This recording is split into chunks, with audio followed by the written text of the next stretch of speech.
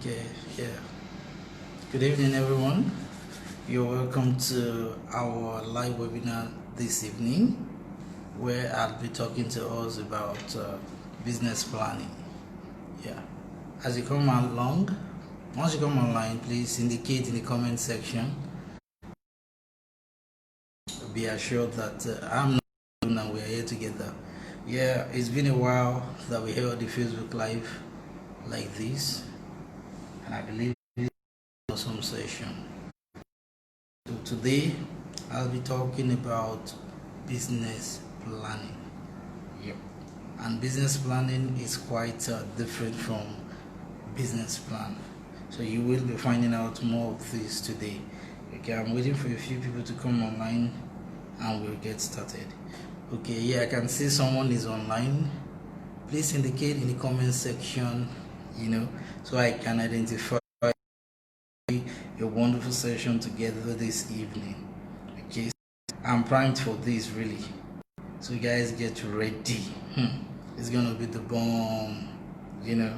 Okay, my name is Laoye Curtis. I'm the founder and the lead head coach at the Fashion 6 Business School.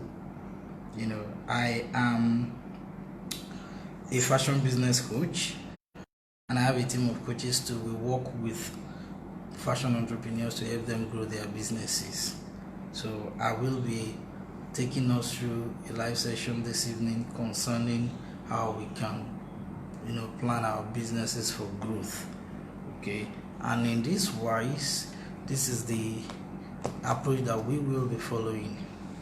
I will be taking us through what business planning is as against what a business plan is, and then I'll show us how to create a one-page business plan to grow our businesses. Let's start with what a business plan is.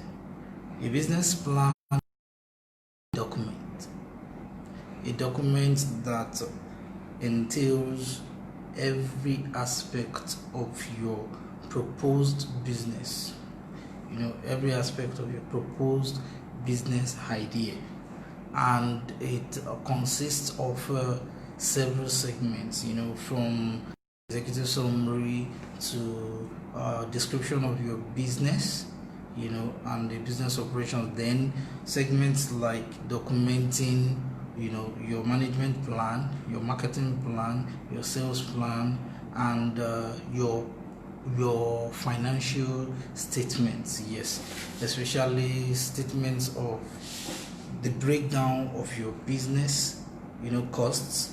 Apart from the breakdown of your business costs, it entails also projected income on a monthly basis over a 12-month period, 3-year period, and trading profits and loss accounts.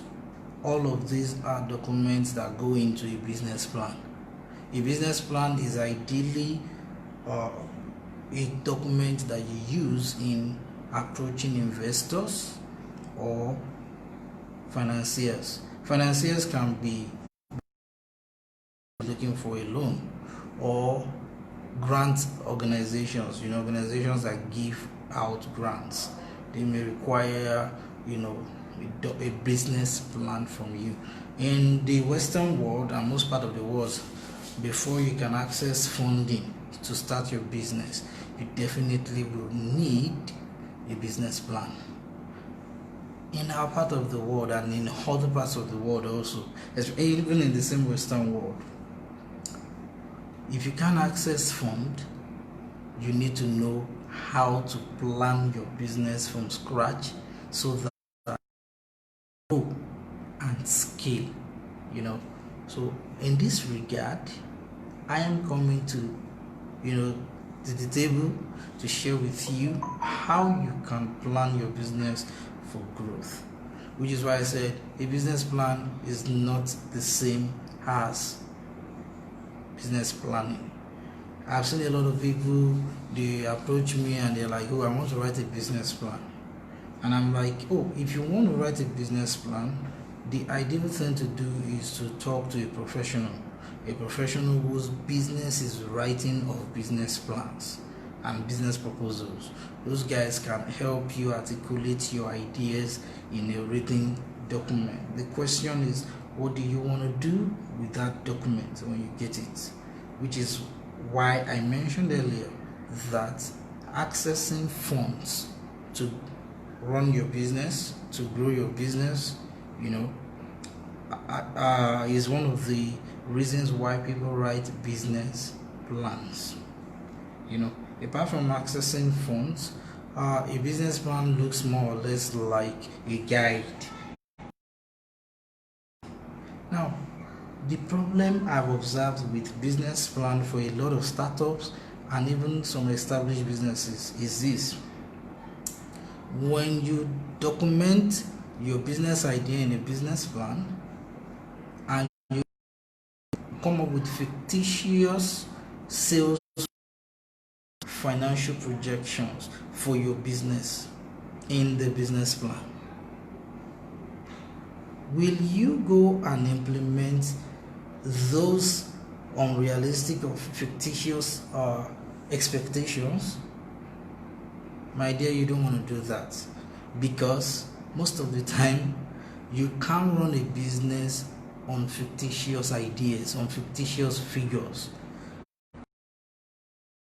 Who want to start a business that they have little or no experience in, and they are coming up with a business plan that details their expectations, their cost, and what have you. In my experience, many of the business plans I see people write, especially for startups, they are doctored. You know what I mean by doctored? Faked. Because you need a document that some banks can look into, and they use that to judge your business, your potentials, and give you money. But then, aside from having a business plan that you give to investors, to give to financiers, people want loans, credit, and grants. What about operating your business? What about operating your business? When it comes to operating your business, the rules are completely different, right? The rules are completely different. You must be able to run your business to be profitable from the word go. And that is where the concept of business planning comes in, as against business plan. So for those of us that are just joining, I'm glad to have you here, watching live. Thank you for finding the time to be here to learn with me. You have started this Facebook Live with a description of a business plan, and that is the first step in business planning. I'd explained what business plans are, so that with that understanding, when we proceed to business planning, there will be clear understanding of what is expected of the two. So far, I've mentioned that a business plan is a written document detailing every aspect of your business, including the financials. By financials, I mean the financial goals that your business is aiming to achieve, including projected sales, projected income, which are not necessarily the reality on ground. And I mentioned that a business plan, right, is a document that you use to access loan, access grants, access investor funds, right? Loans, grants, and investor funds. That is what a business plan document does. If you need a business plan, I would recommend that you look for a business plan writer. Pay them to create your business plan for you, so that you can tender it to whomever, either an institution or an individual. who wants to give you funding. Now, my question is this: how many of us have access to funding? How many of us have access to people willing to give us loans? That is the real deal. How many of us have access to funding? How many of us have access to people who give you money, to run your business? When you get the access, right, for the loans and the funding, the other question is, do you to be things you write down in your business plan can become a reality? Those are two different things. So I need to break it down for us. Okay, so I can see Aloja has been here and Olarunke Agbale. You guys are welcome. Yeah, the layout of my phone, I'm recording in the landscape version,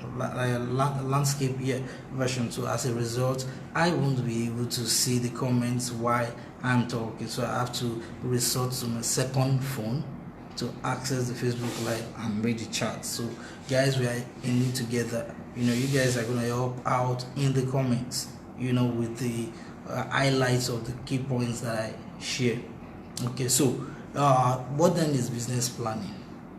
If business plan is a document, then what is business planning?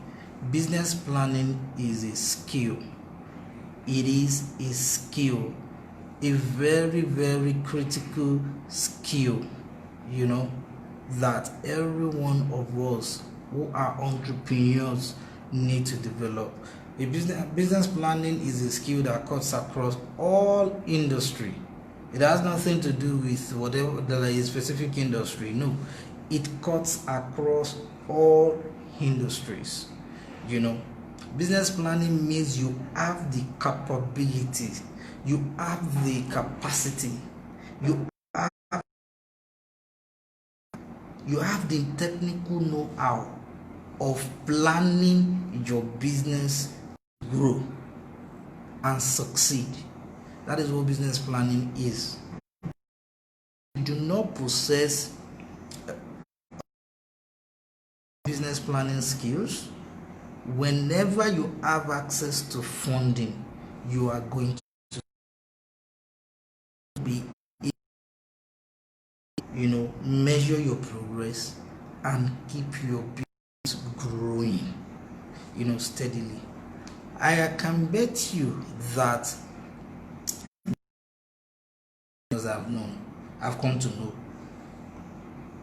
One is the category of entrepreneurs that are always looking for funds, always looking for somebody to raise them money, always looking for external sources, right, to get money to keep their business alive, because they have no idea how to scale their business up, even though they've gotten it started.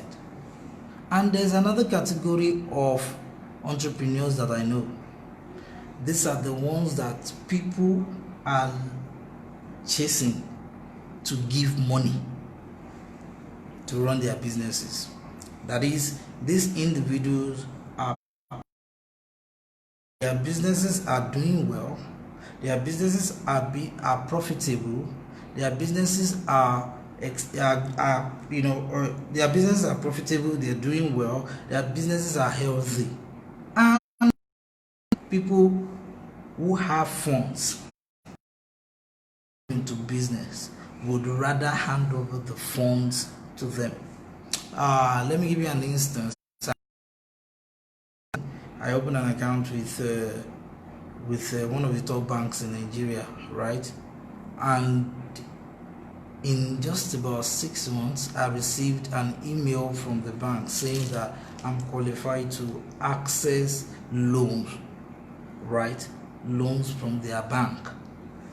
And I called a friend of mine who is in the bank, as well as my bank account officer, and she let me know that the volume of transaction that has gone through that account, plus the retention rate of funds in that account, showed that I am qualified for funding, for accessing loans from their bank, and because of that, I can actually access loans in terms of overdraft at times, and maybe other forms of loan with little collateral to to submit. And that thing gave me a complete mind shift. If you happen to have accessed the fashion startup course, it's a free course I made available for fashion entrepreneurs to know the fundamentals of starting a business. There is one of the modules called business registration. Yes, the reason why I included business registration in the module as one of the modules is that my experience with running a bank account, a business account, with my bank over a 6 months period, and the opportunities that open. I'm not the one chasing them saying I need loan. They are now the ones saying, hey guy, come over, we can give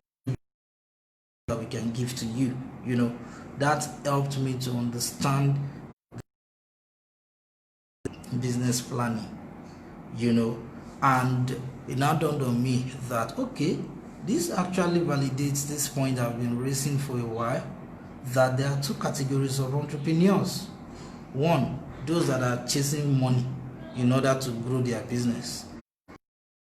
Money is chasing in order to grow their business. To ask you, as you're watching me, of the two categories do you belong in?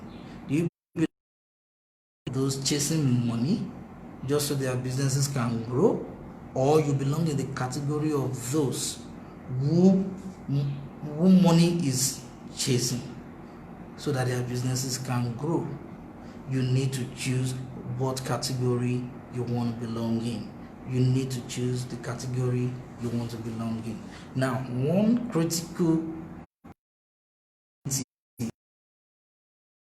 skill that will help you to fall in the category of those funding is chasing, whom money is chasing, is to develop business planning skills. That is what separates the broke from the prosperous business owner or entrepreneur. Now, in our case, we are in the fashion industry, so we are called fashionpreneurs. I'm a fashionpreneur, even though I don't sew clothes.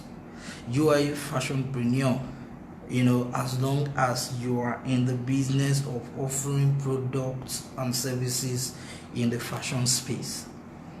If you know how to build a business skill that helps you, right, to manage your operation from day to day,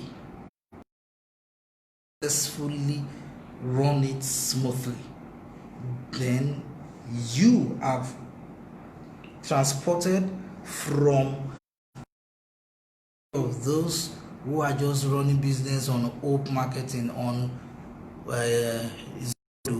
we depend on God, by God's grace, to people who believe in God's grace, and at the same time they are credit worthy, worthy of being given credit or being given funds and what have you.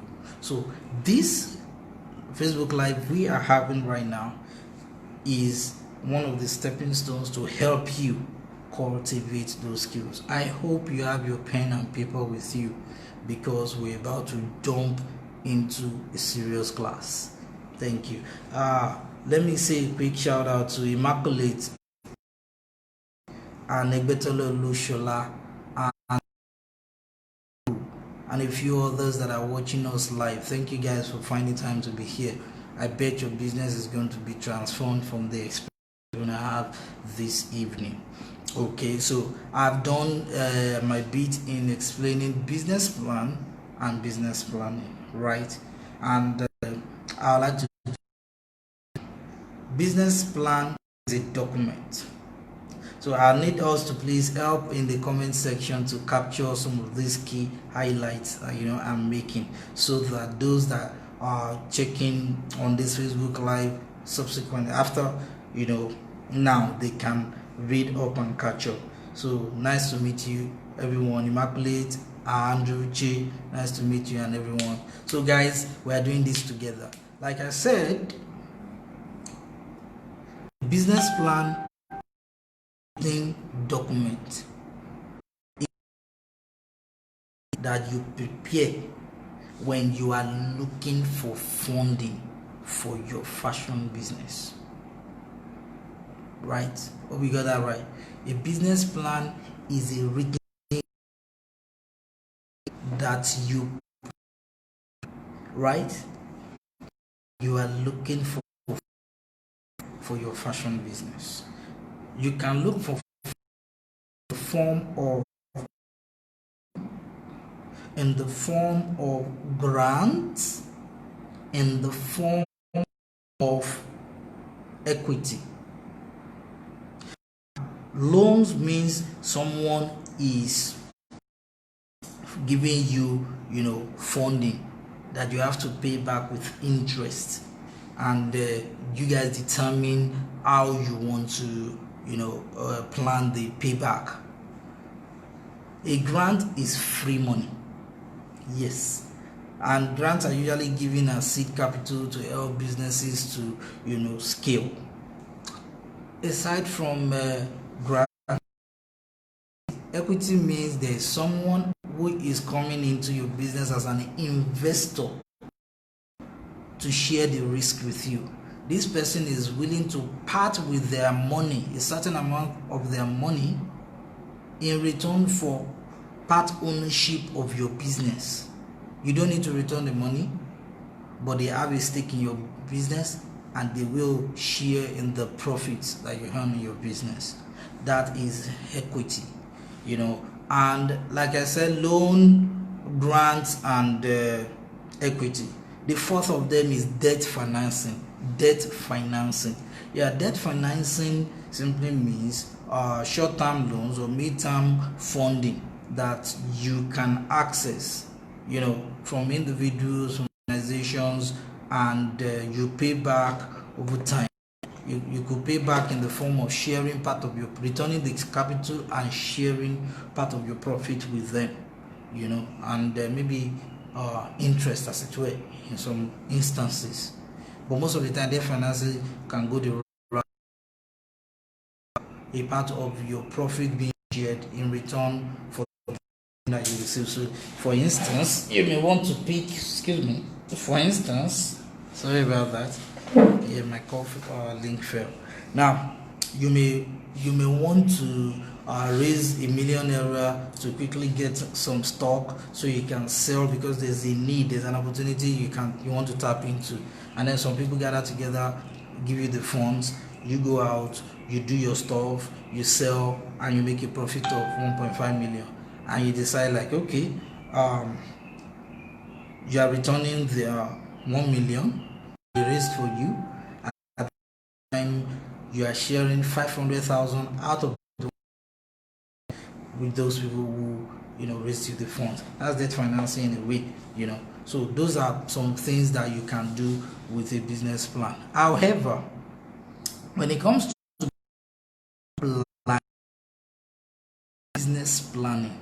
business planning is a core competence. Is a core competence that you are developing. That is the core skill that you are developing. Business planning is a skill that you deploy day to day in the running of your business. I hope you are following. Business planning is a skill you deploy day to day in the running of your business.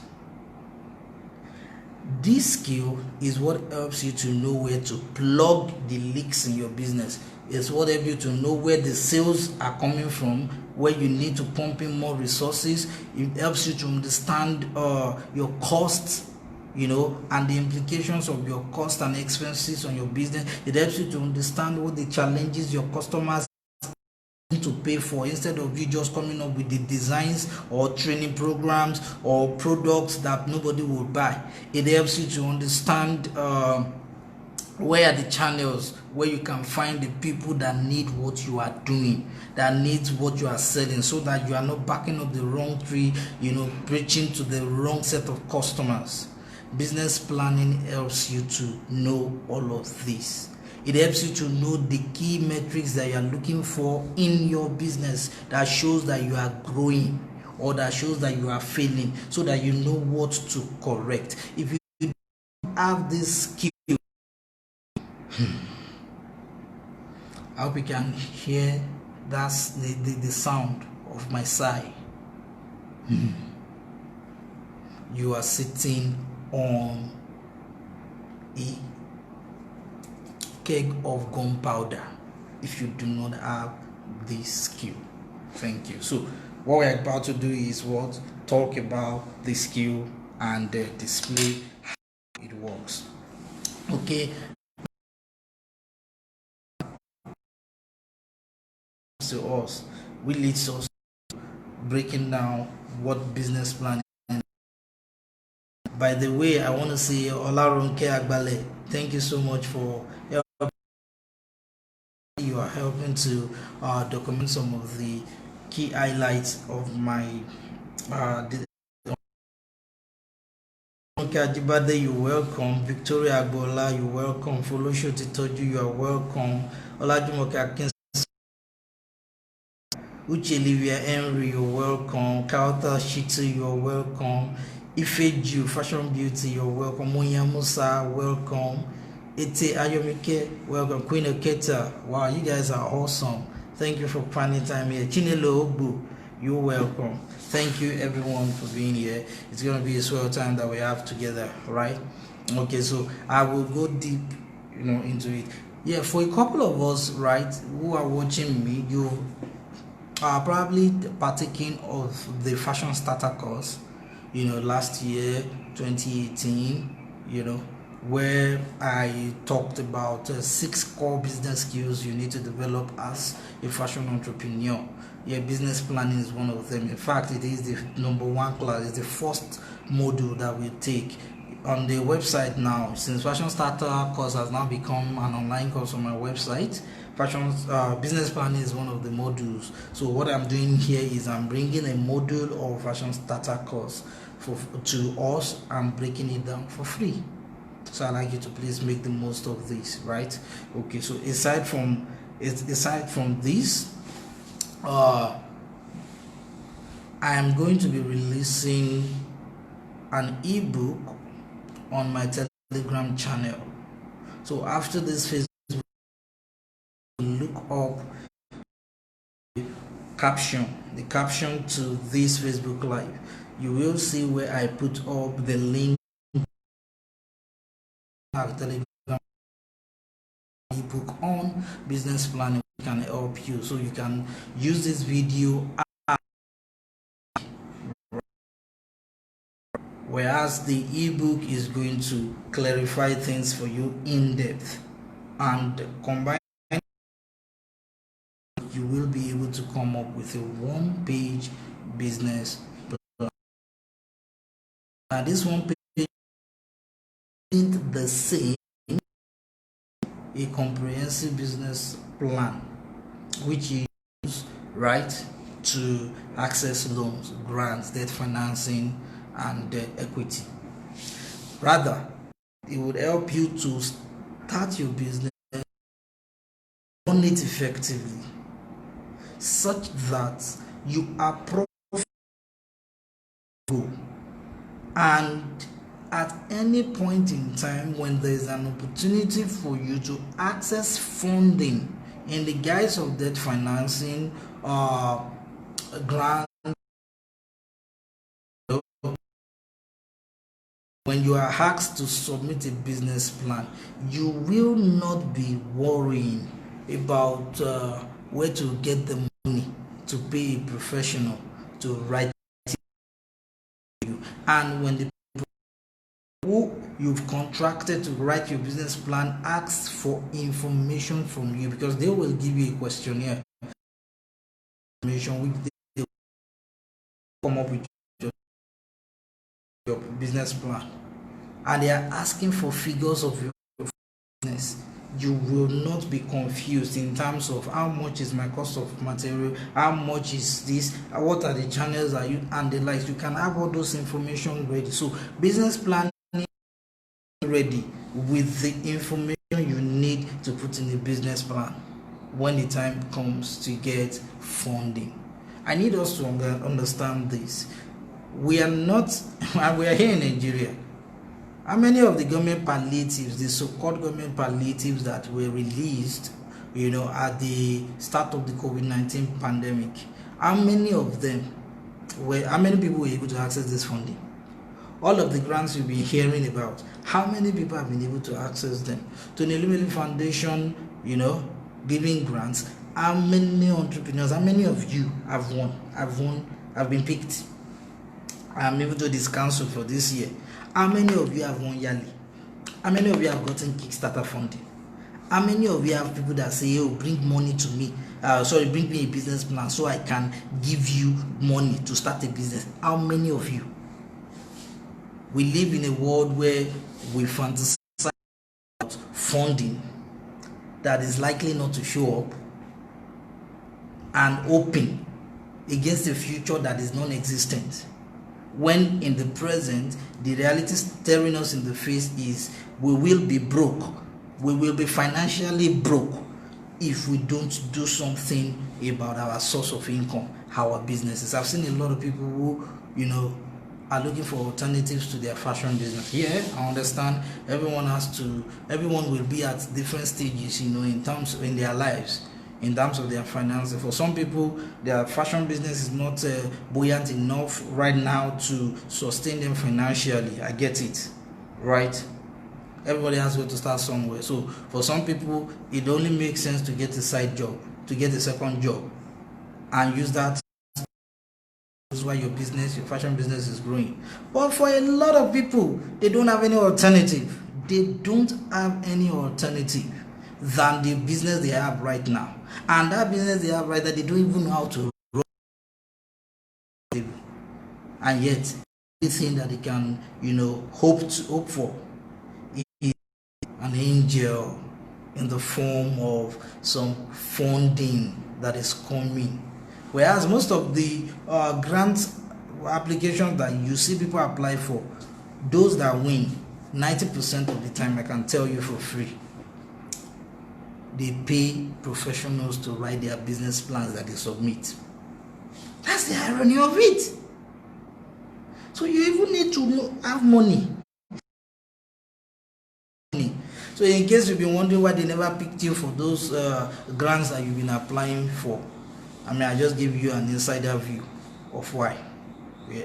So having said all of this, you owe yourself the duty to prosper by learning the skill that will help you to be profitable, so that by being profitable in your business, you will look attractive to people who have the funding that you require, and you will have the confidence to approach anybody anywhere whom you know has the funding that you need and talk to them from the position of strength, having a complete understanding of your business and how your business operates. That is what I want you to accomplish. That I will be truly saved. This period we are here, the hours it will take for us to have this class will have been worth the while. Thank you. So I like to be passionate about whatever I do, right? So some of us know that already. So let's get this going. Yeah, how do you develop business planning skill? Oh, beautiful. Business planning skill has a lot to do with your ability to think and to think strategically. Yeah, your ability to do what? Think and think. By strategically, I mean that you are thinking in a way to go, and as such, you do away with anything or everything that will not help you get to that goal you are going for. So you want to achieve a sales goal of 500k this month. The question then is, you start by asking questions. And like, how do I get to 500k? What do I need to sell to get to 500k? Who do I need to collaborate with to get to 500k? How do I offer? What do I offer? How do I present my offer so that I can get to 500k? Now, this thought narrows your focus. You are not thinking about things not necessary, things that are not in line with getting 500k. You may get ideas of getting 100k that will scale to 200k, then 400k, then 500k. But not an idea of, I will go and get a business plan, I would apply for Kickstarter, I will apply for Yali so that they can pick me. No, you are not distracted.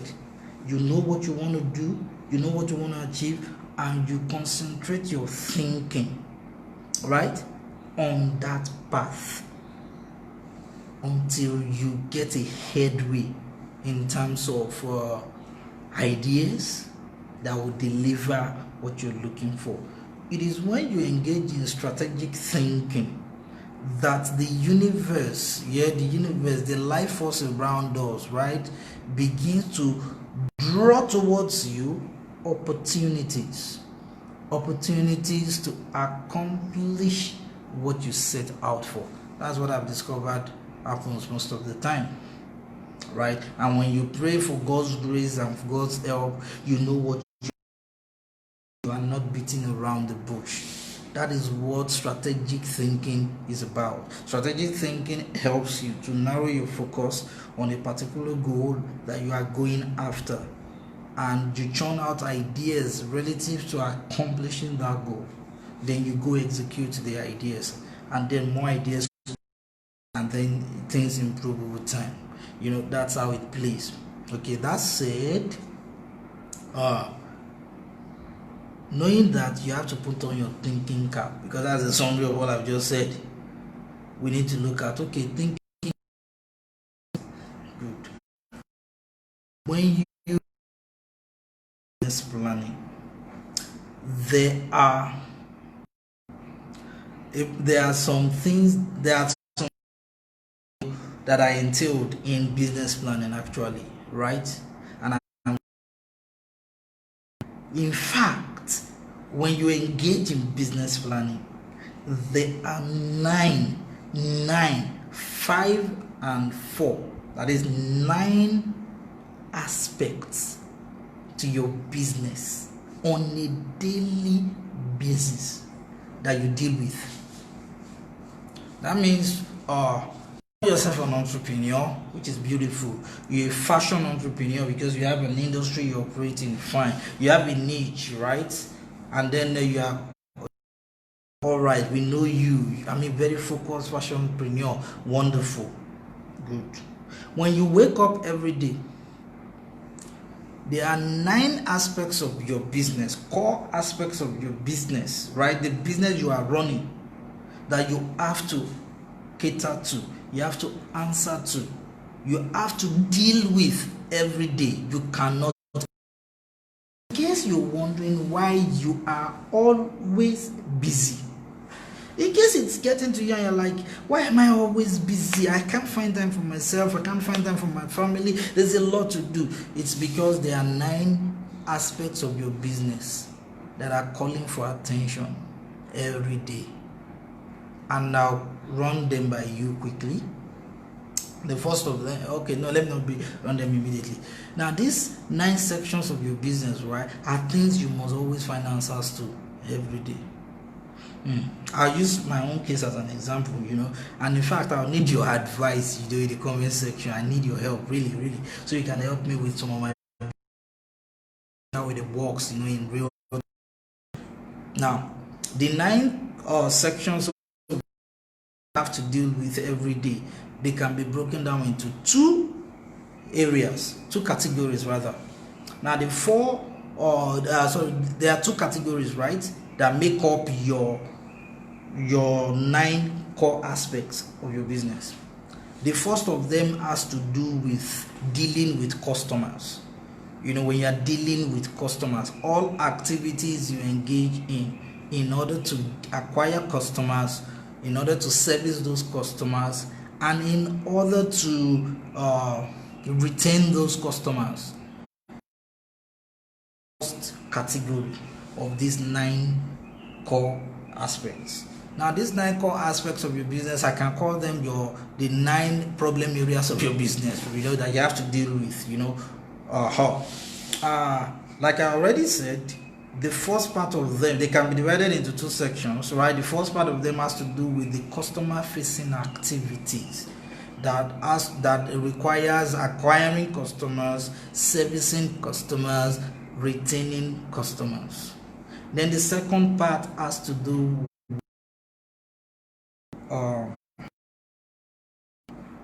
non-customer facing activities.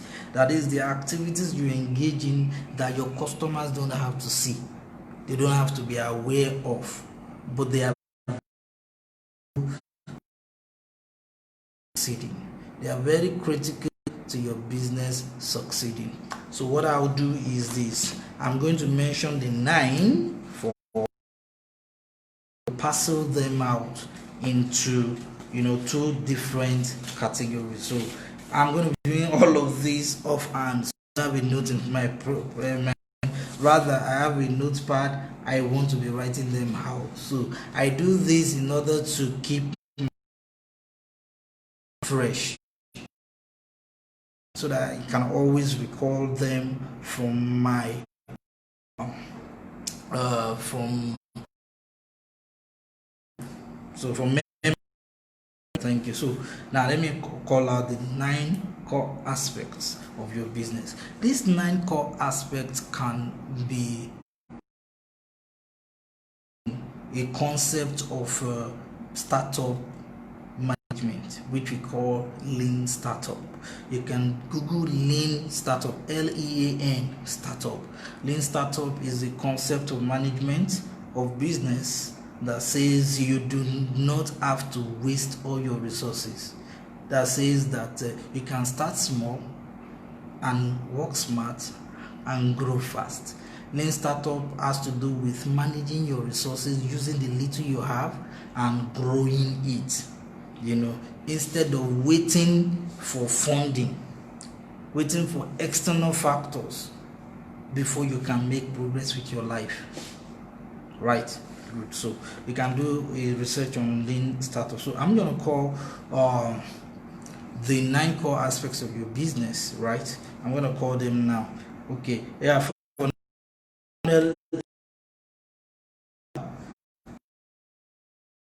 I can see the comments going on in the comments section. I'm seeing that you guys have been wonderful. Thank you so much for commenting, right? Thank you. Okay, so let's quickly look at the 9 core aspects. The first of them is problems. The second of them is customer segments. The third of them is unique value proposition. Now, for the alumni of Fashion Starter course, you would already be these points I'm mentioning, right? Because I'm seeing a lot of love emojis popping up there. Then we have the fourth of them, solutions. So the fifth of them is channels. The sixth of them is the seventh of them is cost structure. The eighth of them is called metrics, and the ninth of them is unfair advantage. I am writing them down on paper so you guys can see.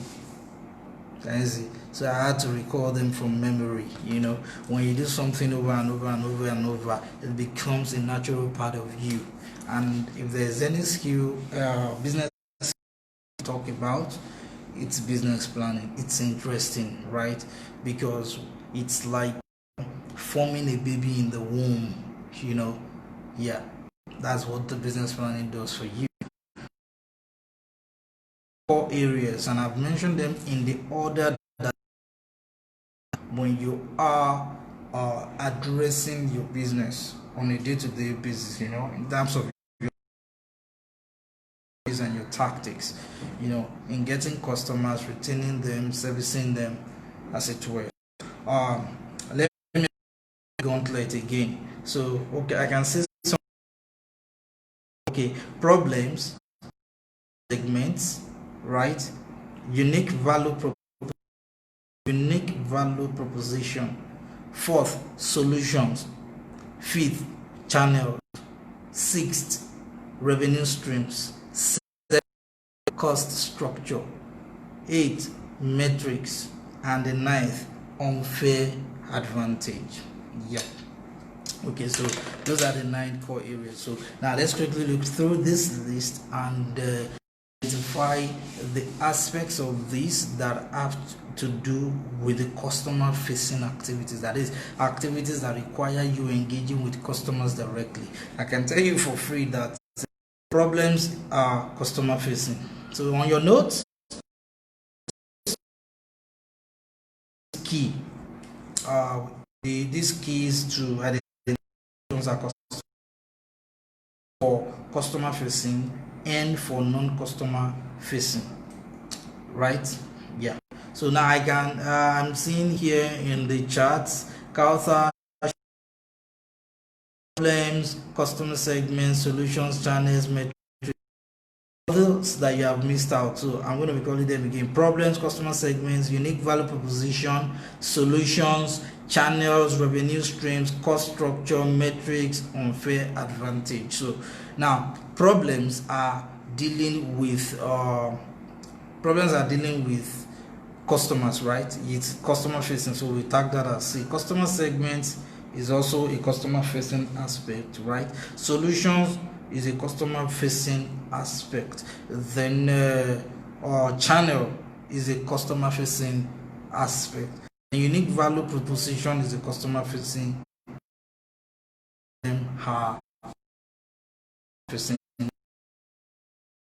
facing activity. So now we have 5 customer facing activities, which are the things that are regarded as the core, right?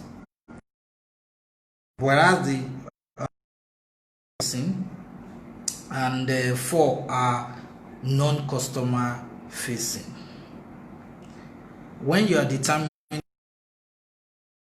of your business, it has nothing to do with your customers. When you are looking at the revenue streams you want to deploy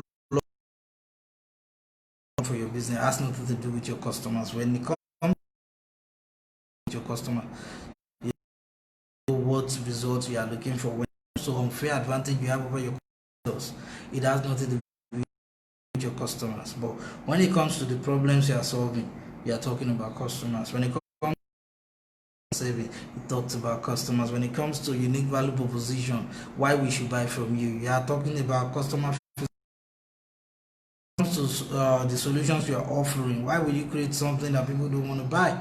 And then when it comes to channels, then we're talking about customers. So now I've nailed the 9 of them right, and in this section, in this webinar, I would likely talk about the customer facing aspect of this business plan, and then the non-customer pieces I may touch on them. Yeah, but when you get access to the resource I talked about, you know, the ebook I'm making available on my Telegram channel, you will likely get more details, more detailed information there, right? So I'm teaching, because we may not have all the time in the world to add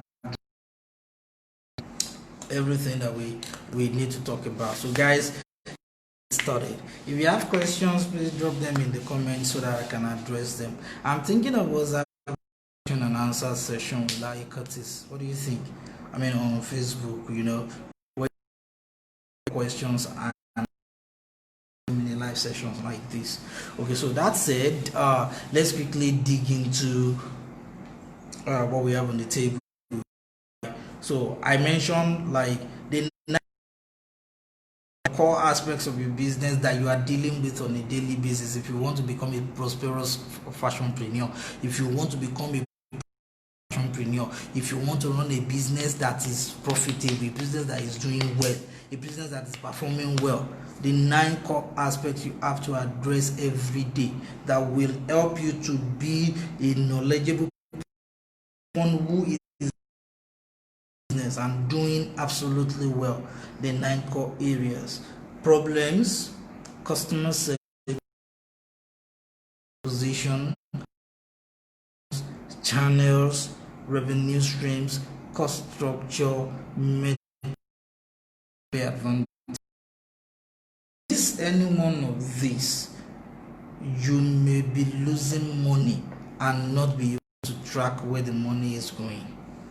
Okay, so that is why I like to break them down. So let's take it up. We start with the first aspect of your business, which is problems. Now, what do we mean by problem?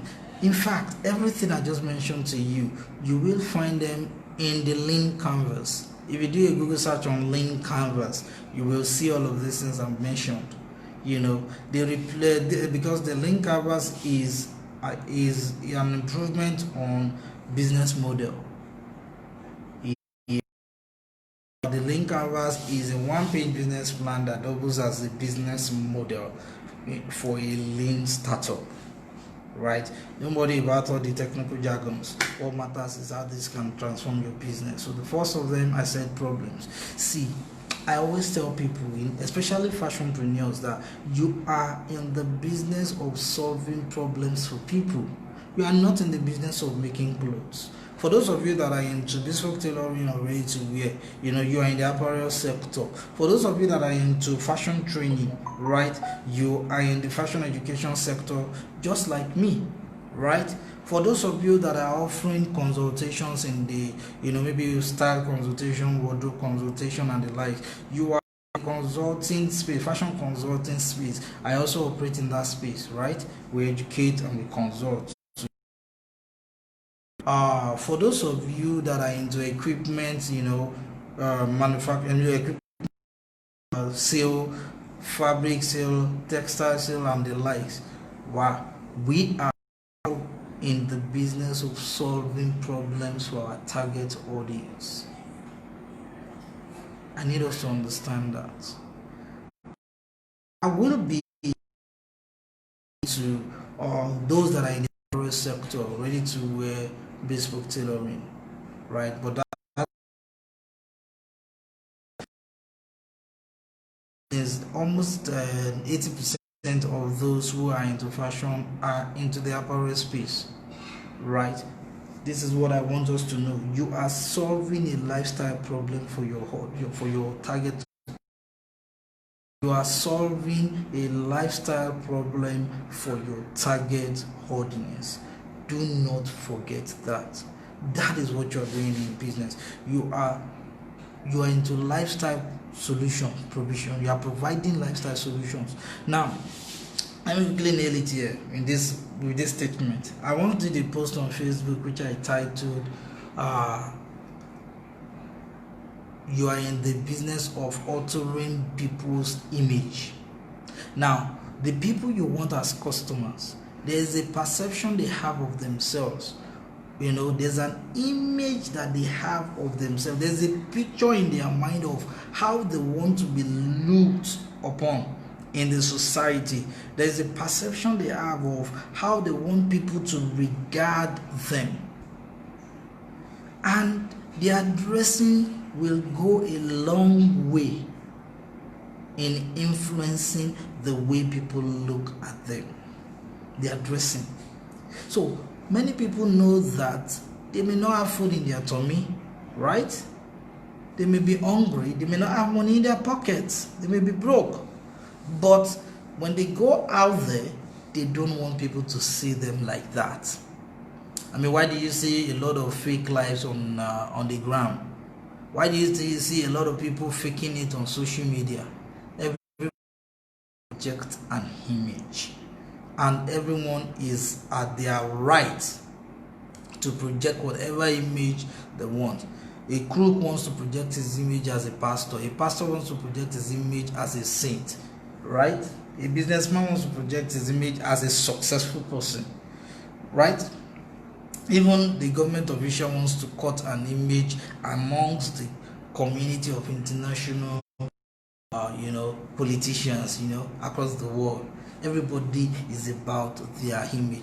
Even you watching me, there's an image you want to project, right? Whenever you go out, how do you project that image? Your dressing is going to play a big part in it. Now, think about your target audience, the people you are targeting as customers. What image do you want to project? Do you want to project to them? So, right? Then think in terms of these people to your target audience, and ask yourself, what are the kind of images they want to project? Whatever you have come up with as the kind of images that they want to project, then that is the problem you are solving. We're in the image making business, those of us in the fashion industry. Now, I'm a business coach, right? Yeah, this same thing applies to me. I mean, I talk about why fashion designers are earning less than 100K monthly, because those fashion designers don't want to cut, and they want to get out of that puddle, they want to get out of that quagmire where they are like in their lives. They want to be cut the image of successful and upward mobile entrepreneurs. That is part of the solution that I'm creating. So you too, your target audience, the people you want as customers, there are problems that they possess in terms of their lifestyle look, in terms of their image look, in terms of their taste, their wardrobe, because their dressing is helping to alter their image. So you are solving a problem. Now the question is, what problem are you solving? And this is why we have the second segment. So problem solving, coming up with the audience and your customers have to go hand in hand. They have to go hand in hand. The problem you are solving on this hand, the customer segments you are solving it for on this hand, they need to go hand in hand. And by this, I would like you to put in your notes, right? Who are these customer segments that you are targeting? Now, the customer segments you are targeting simply refers to the people that you are looking at to become your customers. You cannot serve everybody. You can't serve everybody. Never. You are not God. You cannot serve everybody. You need to know who your target audience are. And by your target audience, we mean is category of people that you hope to get customers from their midst. So, and most of the time, there is a short description you can give about this kind of people. Because if I ask you, who are the people you are targeting as customers? If you tell me that you are targeting women as your customers, I'll tell you that you have a business that is about to fail. If you tell me that you are targeting men as customers, your business, it's not a course. If you tell me that you are targeting business will not move. But when you tell me that business has a prospect of succeeding, going after, if you slay mamas, then you know that when you see on slaying mamas, you don't go there. If you are targeting plus size women, that is a very specific audience, because a plus size woman can be a policewoman, can be a nurse, can be a doctor, can be a business owner, right? Can be a housewife, can be anything. But you know that you are going after plus size women. If you are going after pastors, for instance, pastors' wives, pastors, then you know that you are going after people in the religious community. You need to be very clear about the target audience that you're going after. That is the reason why they say you cannot target everybody. You cannot save everybody. If you found out that, you love modest wears, okay, fine. You could say, I'm targeting women, right? Working class women who love modest wears, or modest wear lovers. That is, women that they are known to love modest wear. If you are targeting people who love to attend parties and like to be the man of the moment, woman of the moment, then you are targeting party lovers, party goers. I mean, you are specific about the audience that you are targeting. You need that area locked down. And please, when we talk about customer segments, right, it is a short description. A customer segment is more or less like a short description of specific categories of people that you want to hunt as customers. So that you don't just say, I want women, I'm targeting women, I'm targeting married women. Which kind of married women are you targeting? Then those form up your customer segments. Okay, you could be targeting nurses, you could be targeting doctors, you could be that is health workers. You could be targeting legal professionals, right? Lawyers and judges and the likes. You could be targeting military men, that is men in the armed forces, right? The Navy, the Air Force, the Army.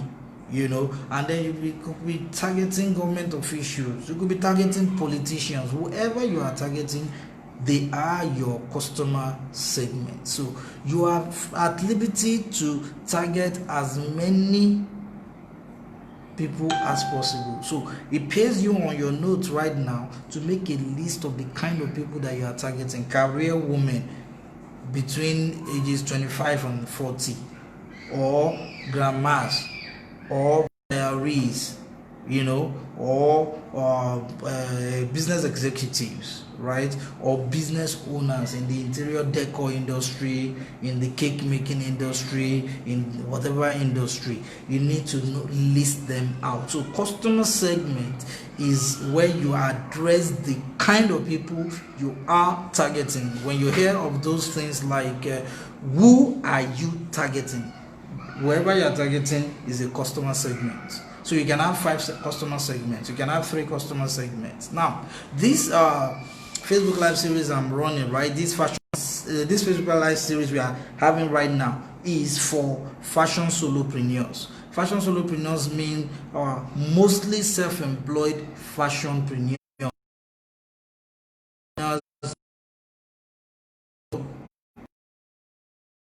and tailors. Most of the time are self-employed, but they often hire people to work with them or outsource some of their work, but they are mostly self-employed. Because with the structure in place, where they are paying salaries, they have staff working with them, handling different specific aspects of their business operations on a daily basis.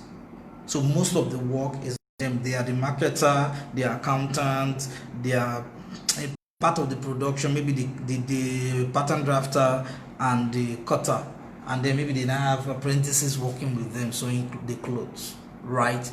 That is a fashion solopreneur. They are still on a solo journey. Now I have a different Facebook series that is starting next week, right? Which is fashion CEOs. These are people that have people in their employ. They have people that are receiving salaries, receiving wages from them. They have somebody handling their social media, somebody else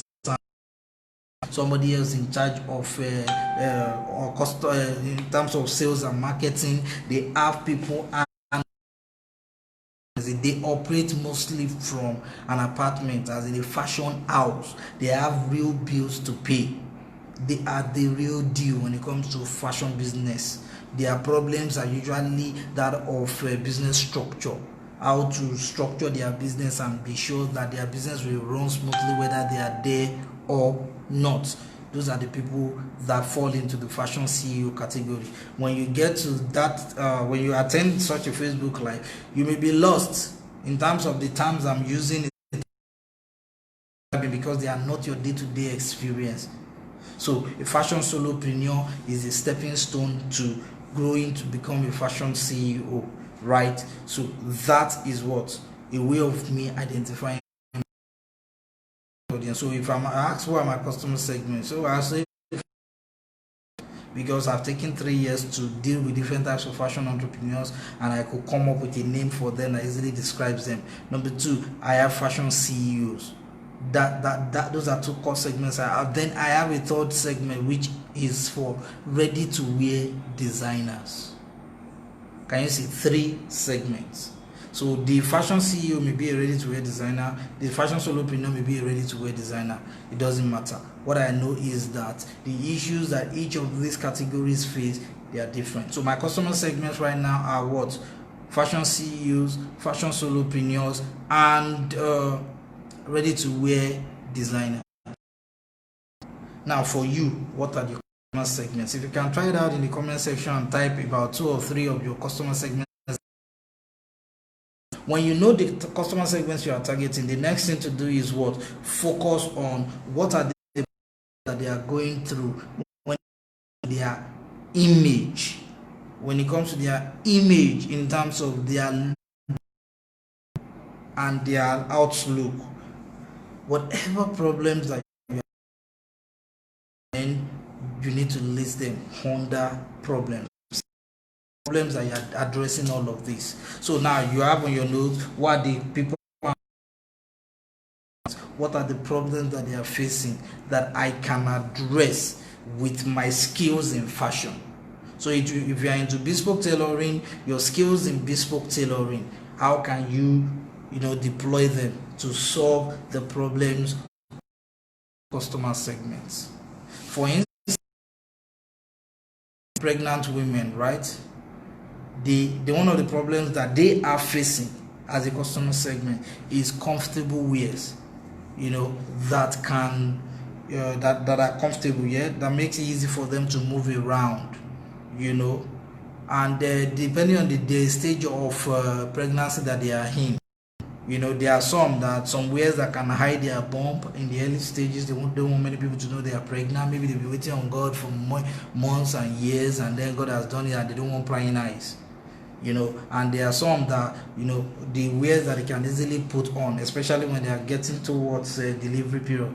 And for some also, designs that they can wear which can still be useful to them after they've delivered, so that they don't have to incur extra cost of new clothing. That's for pregnant women. If your target audience are nursing moms, that is, your customer segments are nursing moms, then you are talking about the problems of comfortable wears that make it easy for them to breastfeed in public without people's prying eyes. Wear easy, they need that. Now they need comfortable wears that can make them still look sexy. So baby, and they still have that baby bump, does not mean that they shouldn't look right. Their problems. Now when it comes to plus size women, for instance, skeloids, right, stretch marks are part of the challenges that they face, right? And then ill-fitting dresses. Many people have a difficulty dealing with pregnant women, plus size ladies, making outfits that fit them. So self-confidence is another issue that plus size women face, that you want to come up with fashion styles that will make people's head turn in their direction and go like, wow. Now beyond this, there are other there are other problems that these people face, especially if you're in the bespoke tailoring space. You realize that tailor disappointment is one of them. Maybe payment plans also is one of the challenges that they face. Like, they like to pay for good outfits, but they don't always have the money at hand, and then they are salary earners. So and that's the problem. Like, they may need an outfit but not have the money at hand. So what do we do? And then you may like, you're coming up with a solution that makes it easy for them to pay at the end of the month, and stuff like that. So I just mentioned 2 core segments. I have demonstrated them in terms of real life scenarios. The first of them I said is the problem you are solving, and the people. Second is the people you are solving the problem for. So if you are solving the problem for plus size women, what are the problems they have when it comes to their image, when it comes to their fashion and lifestyle? What are the kind of problems these people are facing? And you'll find out that the problems that people face, right, when it comes to their image, self-image, is usually functional and emotional. So I've talked about customer segments already, right? Citing different examples. I've used my own business as an example, and I've shared some examples of customer segments you could be looking at, right? I may add a few along the way. For instance, if you are working with career ladies, they want functional outfits that can be worn to work and from work straight to a party without having to go home to change. That's of the problems that they have. They want to have, they are looking for dresses that makes them stand out in their workplace. That means for some of them, attention is one of their challenges. Getting noticed at work is one of their challenges. You want to give them outfits that will make them noticed. Many of them are very brilliant women, brilliant men, but nobody's paying them attention because they don't cut the look. For some, they are marketing executives. If those are your target audience, they always want to look impressive in the presence of a potential customer, and that's a big deal for them. So many of them are shy, but they know where people likely want to talk to them. So you need that, like a big man or big woman. That's right. For some people, self-confidence is their issue. If your target audience are single ladies, working class single ladies, and some of them may tell you like, okay, men don't look their way. You want to come up with designs that can make heads to turn in their way, right? And these dresses don't need to look rough. They don't need to look. They don't need to encourage sexual harassment. They don't need to do that. Them the attention and makes head spin. Different people with different needs. Recently, I called one of my coaching students, my business students, right, Clear Vision, and I said, "Hey, I need a suit, a complete suit, because I'm changing my outlook from native attires to Western wears, so as to strike a balance." And I mean, you can see this Facebook Live I'm holding right now, right? I'm wearing a shirt without collars. I want to start cutting the image of a corporate look, so to speak. So I mean, the suit has been delivered, and most of the suits before now, I used to buy them, ready-made, the store and pick them, and it's a fitting issue or the other. This one I have, like, is on point, very tight. It has met a need for me. One of my needs is the projection of an image of a corporate executive, because I founded a fashion business school. Can you see? So guys, you need to identify who your customer segments are. Then you move to what are the problems that you can solve for them with your fashion skill. Okay, you run a fashion school, and then you're into pattern drafting, freehand methodology, pattern drafting methodology, and what have you.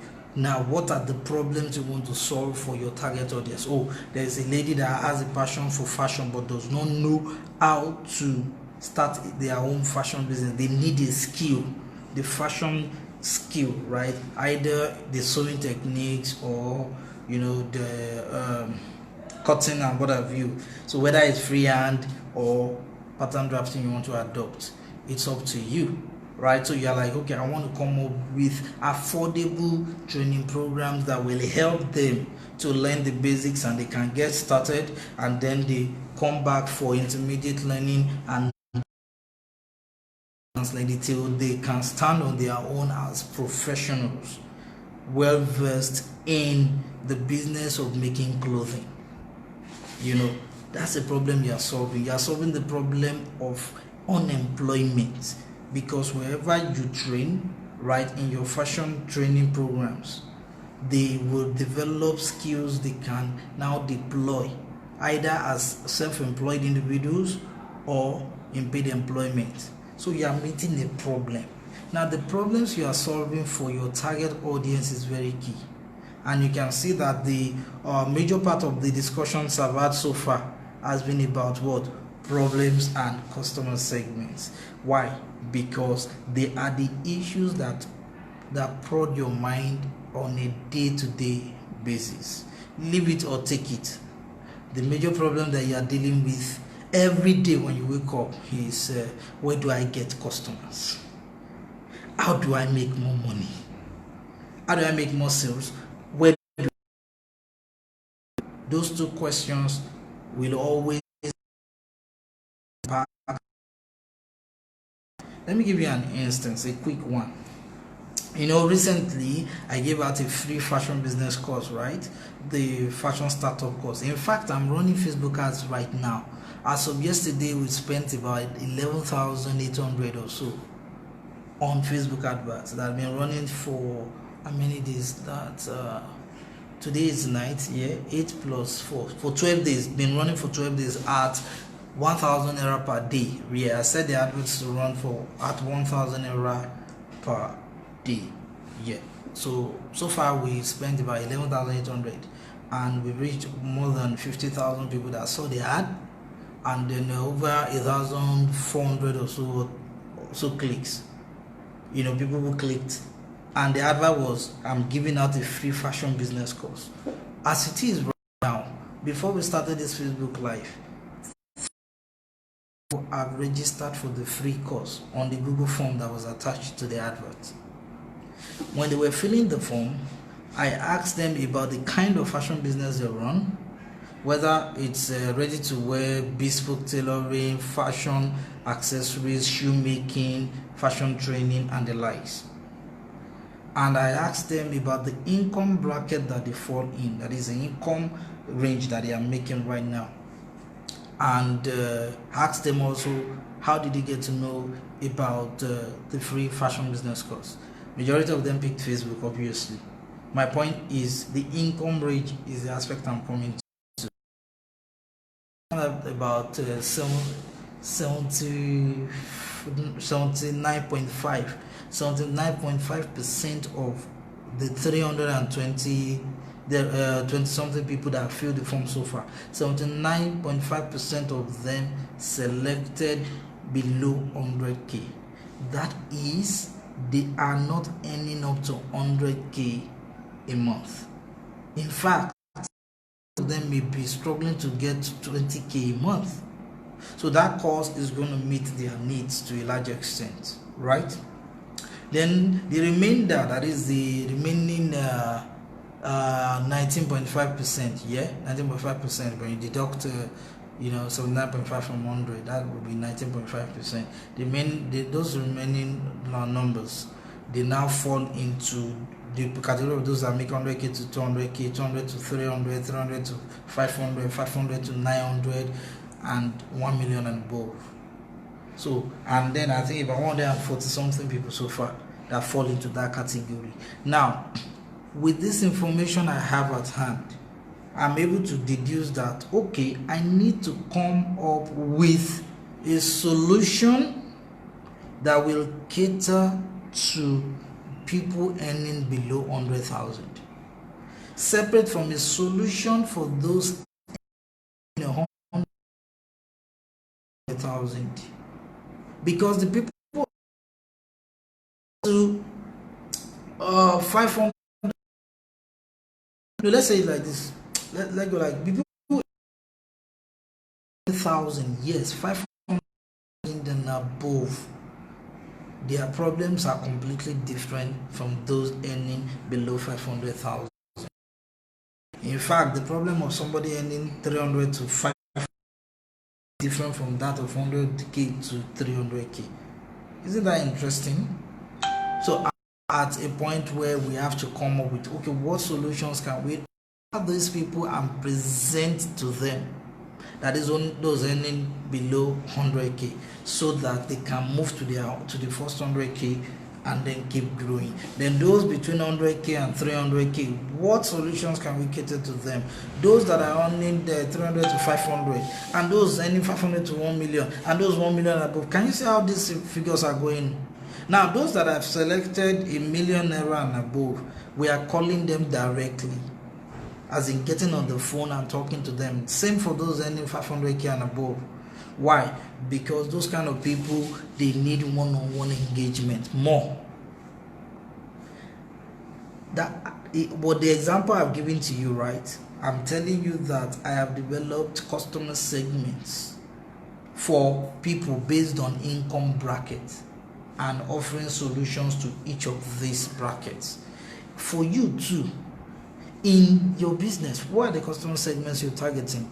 What are the challenges that they face when it comes to their image? Because you are in the image making business.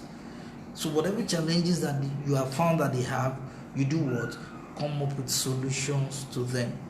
So that means that when you move from identifying the people that you are solving problems for as your customers to this problem that you are solving for them, you proceed to the solution that you have.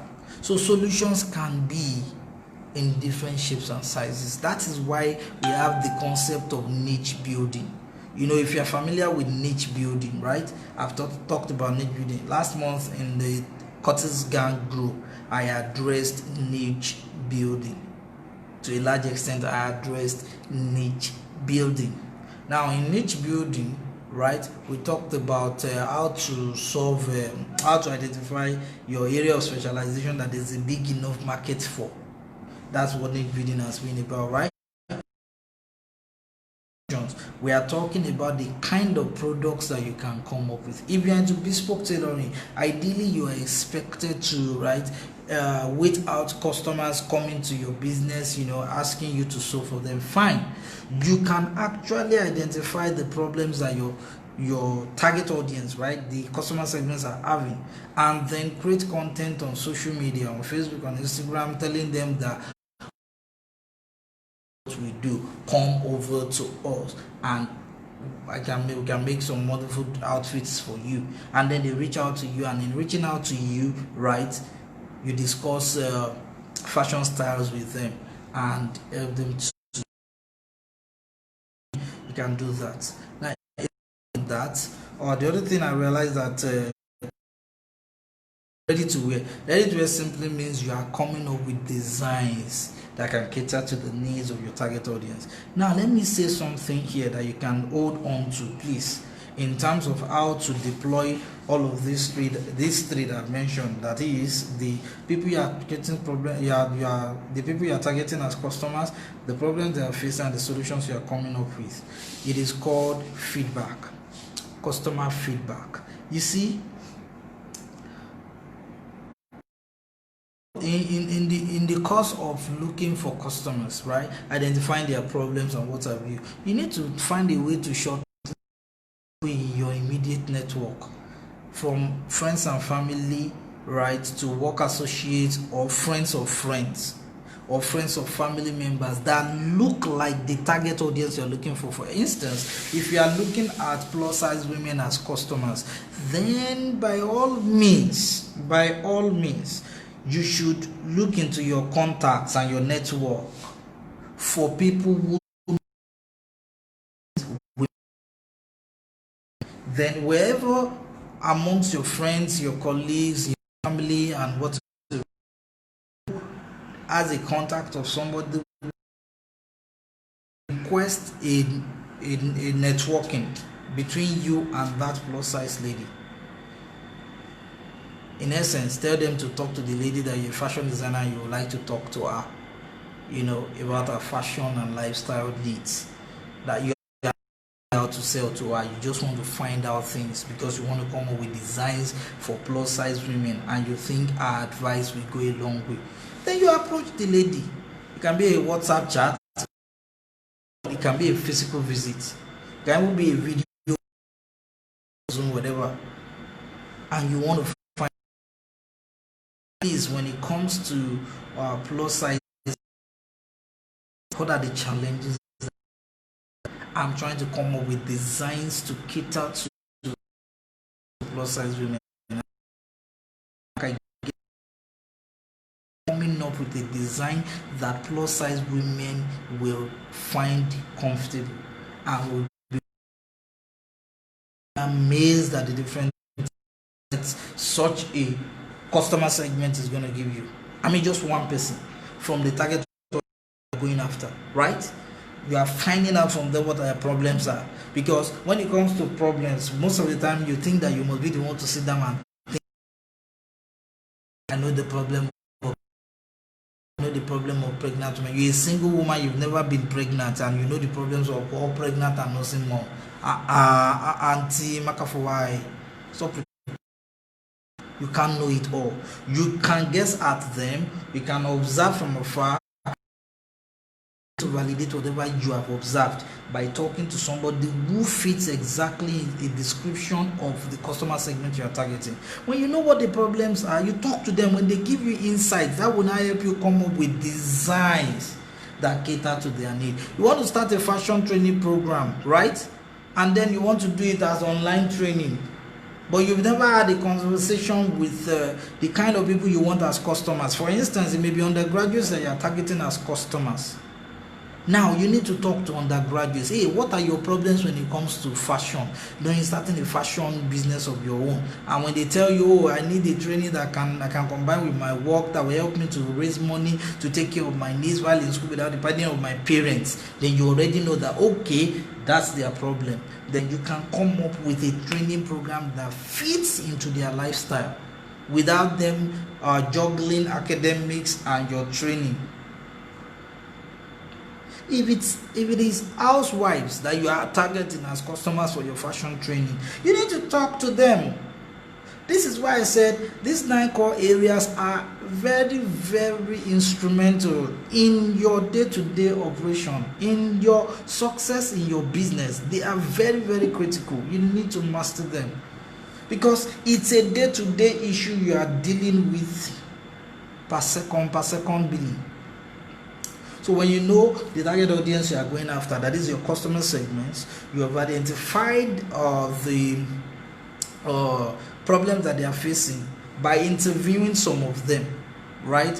And validating some of the points that you have observed from afar as their problems. When it comes to their image, their personal image, it comes to their emotional needs and their functional needs as it relates to, fashion and lifestyle. Then you can now come up with different solutions to cater to their needs. If you're in the apparel sector, whether bespoke or whether ready to wear,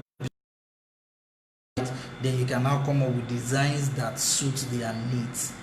Then they will gladly want to buy, because if you address the problem of one segment, be rest assured that there are 100 other people having similar problems whom you can cater to.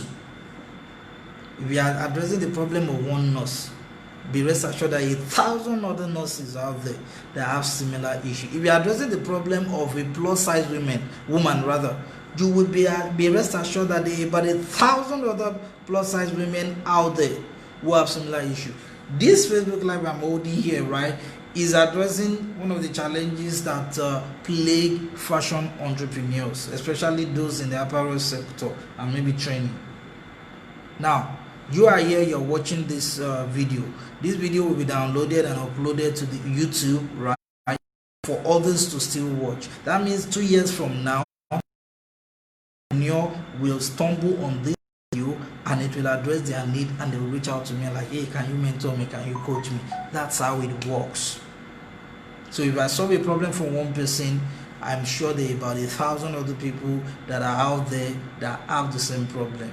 Over time, when they see my content, they will be rest assured that this person, right, will be the best fit to help them get the answers that they want. Okay, so that said, I'll soon wrap up. I've mentioned 3. The fourth of them is what?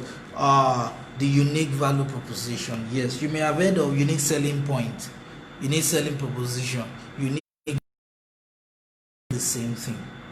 For unique selling proposition or unique value proposition, as the name may imply, what that means is that what is the unique value that you will give me if I give you my money? Hope you heard that. What is the unique value I will get from giving you my money? Yeah, I know you have product to sell, which you say are going to solve my problems, right? Which I'm going to gain benefits from because they will address my problem. But what is the unique value that you have that will make me like, hey, it was worth it giving my money to this designer, giving my money to this fashion school? That is what unique value proposition is. That requires you to find a quiet place where you're relaxed and you think about what you're doing. When you hear people say that running a business isn't about making money, but solving people's problems that they are willing and able to afford, this is where it comes in. I've seen a lot of people who resisted buying my coaching programs because they've been duped online severally. And for some of them, I even tell them to come on board first, have a taste of the class for 1 week, and then you can decide whether you want to pay or not. And there are many that I just have to you have to take the bold step. You have to act in faith, ma'am. I can't force you, sir. There are a lot of people like that. Why? Because there's a lot of people out there, and scamming will not stop today. It will not be a lifelong thing. Now, what makes you stand out from other people who are providing the same services as you are? That's what your unique value proposition is. For me, when you ask me about my coaching program, I tell you that you are going to get support. You are going to get support. You won't be left alone. Which is why when you buy my course, there's a WhatsApp group where you can ask questions.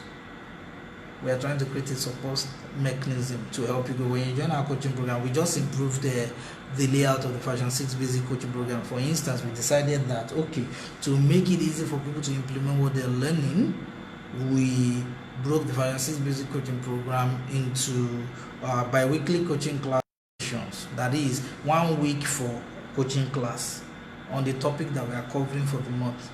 The following week, implementation. The week after that, another coaching class. The following week after that, implementation. So that people will not just be gathering knowledge, but they would have avenues to implement what they've learned. And by implementing, they will make mistakes, right? They can now come to the coaching groups on WhatsApp and ask questions to get direction, to get guidance on what to do, how to apply. So for instance, we've deployed some means of teaching a marketing strategy every 2 weeks that they can deploy, and then we guide them as they implement and they meet bottlenecks along the way. That is my own unique value proposition. We won't leave you high and dry after collecting your money. We will give you support. And then another of my unique value proposition is giving and caring. Yeah, that was what I was using 2017 to 2020. It's still valid because we will give to you and we will care for you, such that you will feel ashamed that the money you paid is way lower than the value you got. Now, if people want to give you money to sew clothes for them, they want to give you money to train them, what can they say about you? Right? After they've tasted of your service, whatever they can say about you, that is your unique value proposition. That is, you need to find out. Now, most of the time you don't have to wait until they tell you how they felt about your service, about your product, about your personality. You need to sit down and talk to yourself, like, how do I want people to project me? How do I want them to look at me, to perceive me? What do I want them to say about me after encountering me? Then whatever it is that you have decided, write it down. Don't let it go beyond 2 to 3 sentences. Beyond 2 to 3 sentences. And whenever you are talking to a customer, right? You have an opportunity to address a potential customer. Tell them, this is what I'm promising you. When you do business with me, you will get this value doing business with me, I can assure you. See, the confidence with which you talk is going to be very evident. It's going to be very vivid. I've seen a lot of places where we made more sale because of the confidence that was being displayed. Yeah, so that is where unique value proposition comes in. So let me tie it together. There's a target audience, that is the customer segments that you want as customers. There are problems that these people face, emotional problems and functional problems relating to their fashion and lifestyle needs and their image needs, right? Then there are solutions that you can proffer to them. Now these solutions that you can proffer to them, right, there is something that makes you stand out, that gives you the confidence to tell them that these solutions, these products, this service I'm rendering you will meet your image needs. That is how it works. And remember that I said you need to do what? Find out people, real people who fit into any of the customer segments you have listed that you want to target as customers. And when you find these people, I want you to do what? Interview at least one of them to corroborate the problems that you have projected that they may have when it comes to their image and their fashion and lifestyle looks. You know, when you get this, when you do these interviews, it will help you to understand the kind of designs you can come up with that will cater to their needs. That is it. Finally, for tonight, right, is the channels. Yes, you already know the target audience, the customer segments you are going for. You already have an idea of the problems that you want to cater to and the solution ideas that you have for them, and you have the promise that you are making to them that you are the best person to work with, right? The next question is, where do you find these people?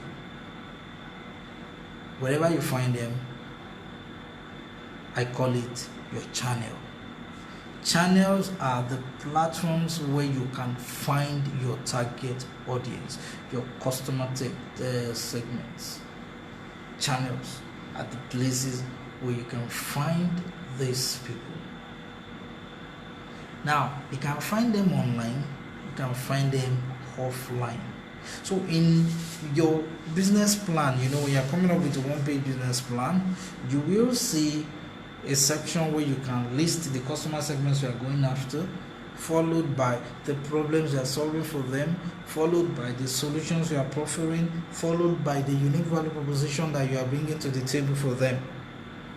You know, and the channels, where can I find them online?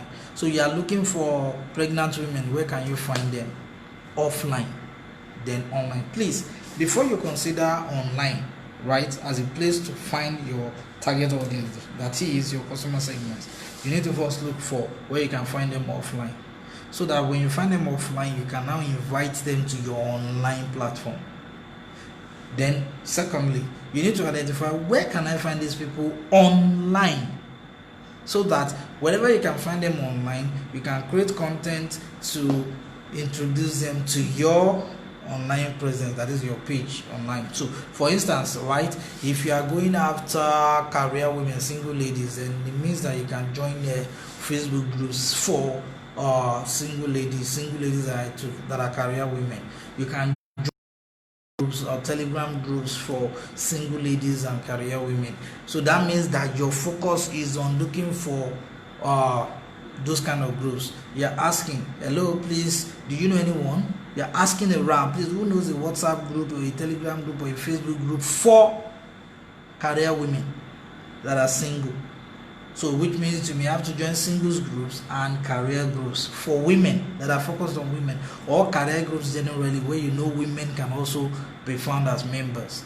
And then you position yourself there, creating write-ups that you post there that people identify with and they come to you. There are two people I know who do this thing excellently. One of them is Topper Williams. Yes, you need to check out Topper Williams. That lady is excellent at what she does. She has a production hall where she produces for fashion designers, right? Like a garment factory. She has a fashion school with online courses, as it were. Dr. Williams is a member of Smart Bee Camp. She posts on Smart Bee Camp every day or any other day. Native posts on that group, because she knows professionals are on that platform. There are those amongst them that want to venture into fashion and they need somebody who can put them through. There are those on that Smart Beacon platform who want to go into fashion as a side business. She wants them to notice her as the right person to go to. Can you imagine that? Yeah, Dr. Williams is the founder of Matwin, and she's on those groups and some other groups that I belong to. She has her own groups too, Designers Resource Hub, where she also does classes, to create content. For me, I have my Facebook page, which is my online presence, right? My Facebook page.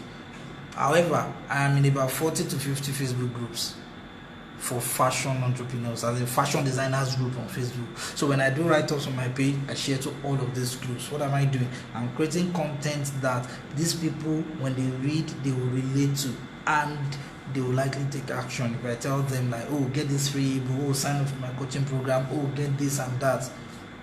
I hope you are getting the picture, please. So my point in all of this is that you need to identify the channels to locate your customers, your target customers. Now, let me share a quick story. I've shared it with some people in my coaching programs proper. For those of us that haven't had the opportunity to be on my coaching program, where this is the first time for you to learn. Okay, I ran Fashion Starter. Yeah, this same Fashion Starter course early last year or late 2018. And a lady in the course, right during the course of the course, when I was talking, she chatted me up and told me about her struggles with her children's wear business. She had a Facebook page. On the Facebook page, she was always posting pictures of children's wear and what have you, and sharing them and posting them. She even ran adverts on Facebook that did not bring sales. Instead, she got likes, a lot of likes, but no sales, and she was frustrated. Signed up for Fashion Starter to get answers, and when we were in the customer acquisition class, she got answers. I was talking to them about identifying the platforms where to find your customers, and from my own case, I realized that she was backing up the wrong tree. She was advertising directly to parents, and I told her offline, do you have platforms that you can sell to offline? Her answer was no, and I told her, okay, I'm going to give you an assignment. You need to go and look for fashion stores, boutiques that sell only children's wear, and tell them about your designs, requesting to supply them so they can sell for you. Incidentally, she warmed up to the idea, and she approached some stores in her neighborhood. The shocking thing for her was that by the time she approached the first store, showed them a sample of the designs she made in terms of children's wear, those ones checked it out. They checked out those designs and are like, did you import this? I said, I made it myself. Didn't you get the memo? And those people were like, this is a lie. If you made this yourself, why are you not selling it? And she's like, well, that's why I came here, in case you're interested in stocking. And those ladies were like, these designs that you made, they are better and neater than the ones imported from Turkey, which they were selling. At that period, I think it was close to Christmas period or so, they said they had run out of stock of imported Turkey wears, children's wear that were made in Turkey. So they now told her that they were going to sell her designs at the price they sold imported Turkey wears, imported wears from Turkey. They discussed price, and she got a favorable deal, because imported ready-made clothes, right, for children, they were expensive. So imagine somebody buying a local design and selling at an imported design price. It was a big deal. It was a win-win deal for those stockists. right? And next thing is from the first store to the second store to the third store. By the time she got to the third store, she had to stop. She literally had to stop promoting what she was doing. Why? She had gotten an order of over 120 units. I mean, they asked her to supply them 120. They were going to pay. They were not asking her to come and stock and come back to receive her money. They were ready to buy. And then she called me and like, coach, I have only 50. Only 50 at home. Do you know tailors I can hire so they can work with me to help me sew? And I laughed. And I told her, but you've been wasting money on Facebook running adverts, when in fact your customer segments were actually stockists of children's wear, not parents of children. Hope you got the drift.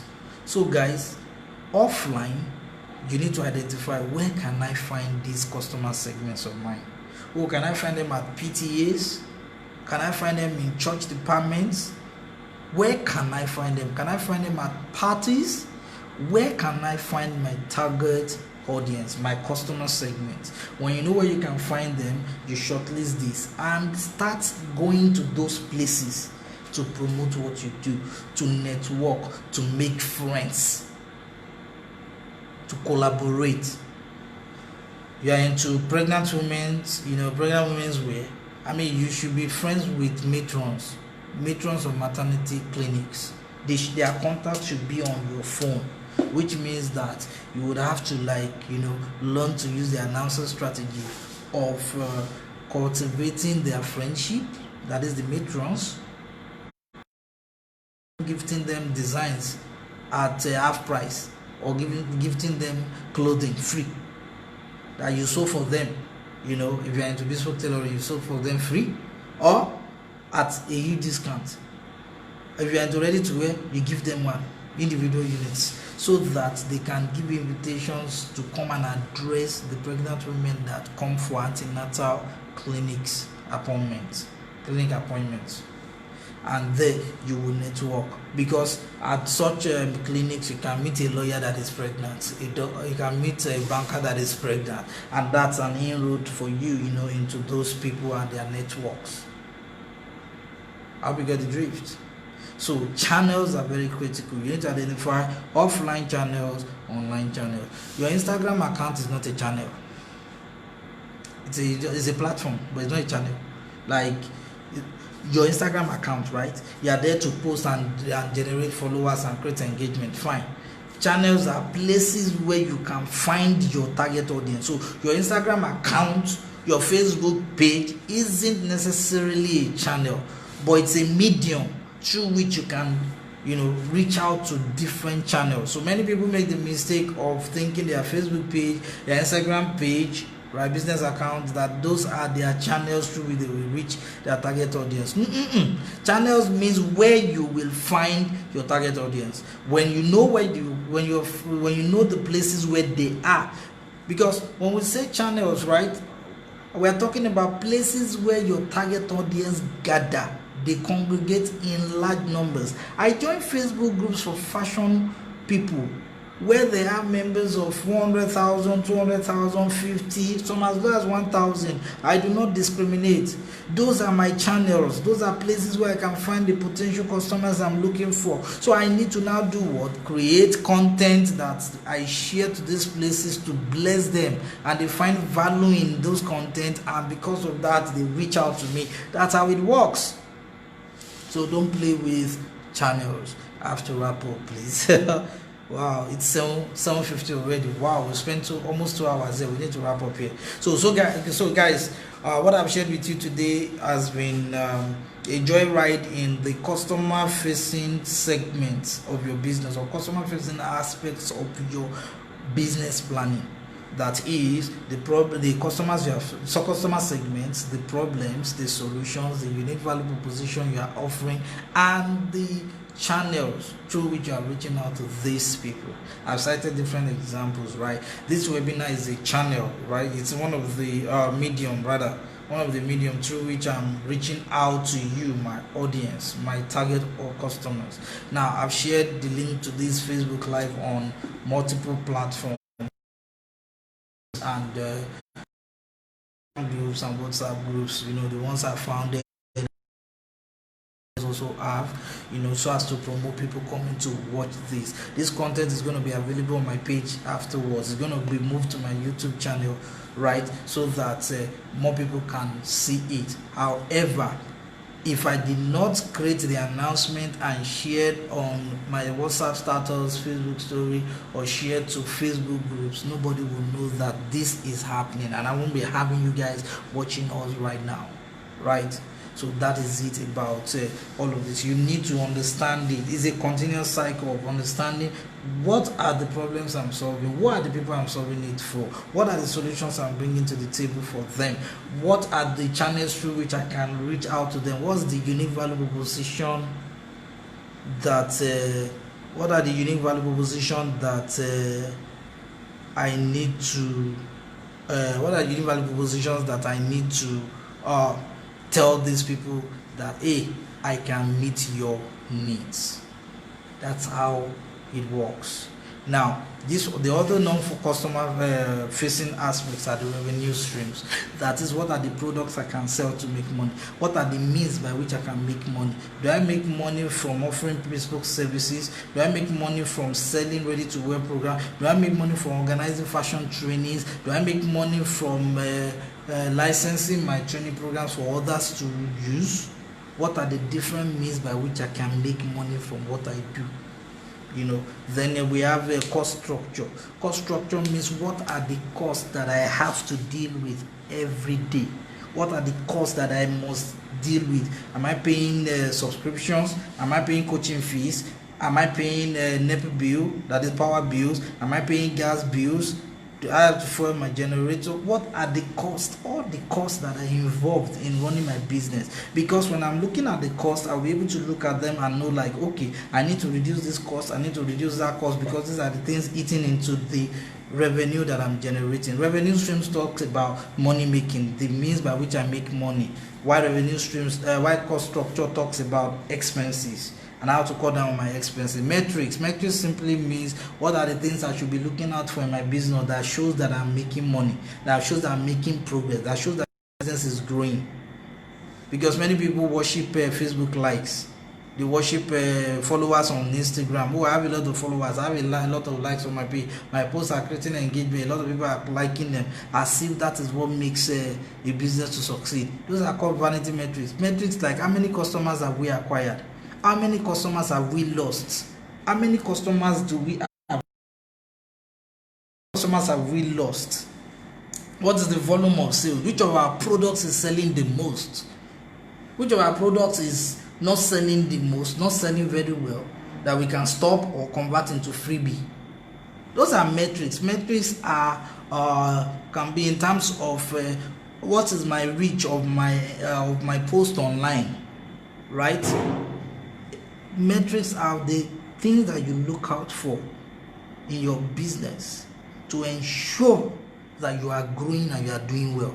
So that if those things are not in place, you can quickly correct them. You can know what to correct. And when we talk about unfair advantage simply means what are the things that you have that your competitors do not have, which you can use to quickly beat them and grow faster. Unfair advantage, for instance, imagine I have one of my relatives, wanted to go into fashion, and they talk to me like, hey bros, I want to start a fashion business, I don't know what to do. That person is going to get all my materials free because they are family. But a person that is not family member may not get that. So that's an unfair advantage that person has, because they will be able to do what? Grow faster, reduce their mistakes. I have had people in my coaching program that told me that their husbands were able to acquire for them loans, right? Loans that will take them 5 years to pay back at an interest rate that is less than 5% per annum. Whereas the location that they are buying is the heart of Ibadan. The high-class area of Ibadan. Whereas another designer has been saving up for the past 3 years just to be able to acquire a property in the same location. So that's an unfair advantage. For some people, they have access to funding that others do not have. That's an unfair advantage. While others are killing themselves over getting a grant, somebody else has someone who is willing to drop money for them at the nearest, at a flick of a finger.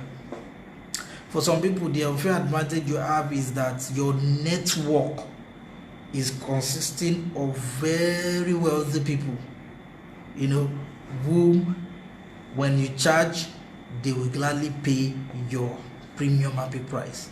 Whereas for somebody else to get into such a circle, it's going to take maybe hard work of about 3 to 5 years. Unfair advantage. Whatever helps you to gain an advantage over your competitors is an unfair advantage. At this point, I need to put a stop to this Facebook Live tonight. Thank you so much for having me. It's a pleasure always being here. Right? In 2 weeks' time, today is the night, right? Okay, since today is the night, that is in 2 weeks' time. That is 23rd of this month. We'll have another series, fashion solopreneur series. So next week is gonna be fashion CEO series. They will be having their own Facebook Live next week. You can check in, as it is. Okay, so guys, I would like you to join our Telegram channel so you can have access to the free ebook I'm making available for the fashion planning, the topic we just covered. And aside from that, I'm going to be throwing some offers in, some offers in. If you still want to join us in the University Basic program, fine. If you join us, you're going to get the fashion starter course free. Beyond that, there are some other things that I'm coming up with, because I'm trying to work on the short program that we can do for people earning below 100K. Thank you so much for having me, guys. Do have a wonderful evening ahead. Bye for now. Wow. Okay, I'm trying to end the Facebook Live. Wow.